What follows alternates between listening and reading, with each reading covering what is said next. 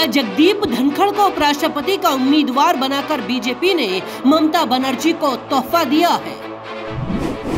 राजस्थान से लेकर बंगाल तक धनखड़ के सहारे बीजेपी ने कैसे लगाए एक तीर से 3 निशाने।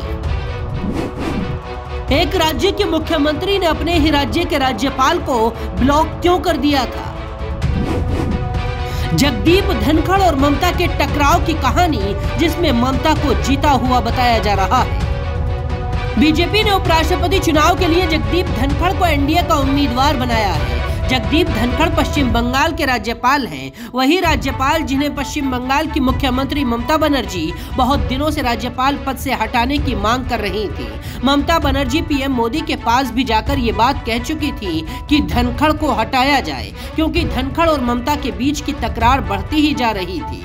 ममता कहती थी गवर्नर साहब की वजह से उन्हें सरकार चलाने में दिक्कत होती है, फाइलें रोक दी जाती हैं, कामकाज ठप हो जाता है। ममता ने राज्यपाल की शिकायत अमित शाह तक से की थी।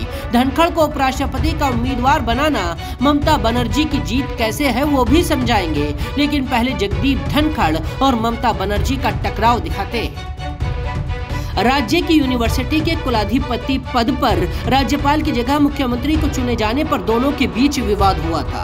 मां काली विवाद पर भी दोनों आमने सामने आए। राज्यपाल ने ममता सरकार पर तुष्टीकरण का आरोप लगाया था। इसी साल जनवरी में ममता बनर्जी ने गवर्नर जगदीप धनखड़ को ट्विटर पर ब्लॉक तक कर दिया था। इसी साल 26 जनवरी को गणतंत्र दिवस के मौके पर भी धनखड़ और ममता के बीच खुलेआम तकरार देखने को मिली थी। एक तरफ खुलेआम जगदीप धनखड़ ममता बनर्जी की सरकार की आलोचना करते थे और दूसरी तरफ ममता बनर्जी अपने ही राज्य के राज्यपाल की शिकायत करती थी।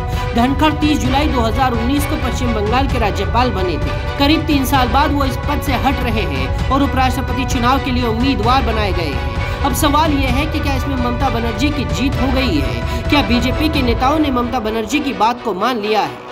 राजनीति के जानकार मानते हैं अगर 3 साल बाद किसी गवर्नर को किसी पार्टी की ओर से उपराष्ट्रपति बनाने का मौका मिलता है तो वो डिमोशन नहीं हो सकता। यानी इस खेल में जगदीप धनखड़ की भी जीत हुई और ममता बनर्जी भी जीती हुई दिखाई दे रही है। जगदीप धनखड़ राजस्थान से हैं, वहां पर जाट है। बीजेपी के इस कदम को जाटों की नाराजगी दूर करने वाला मास्टर स्ट्रोक भी माना जा रहा है। जगदीप धनखड़ को सामने लाकर पार्टी जाट कार्ड प्ले कर रही है, जो कि बीजेपी के लिए जरूरी था।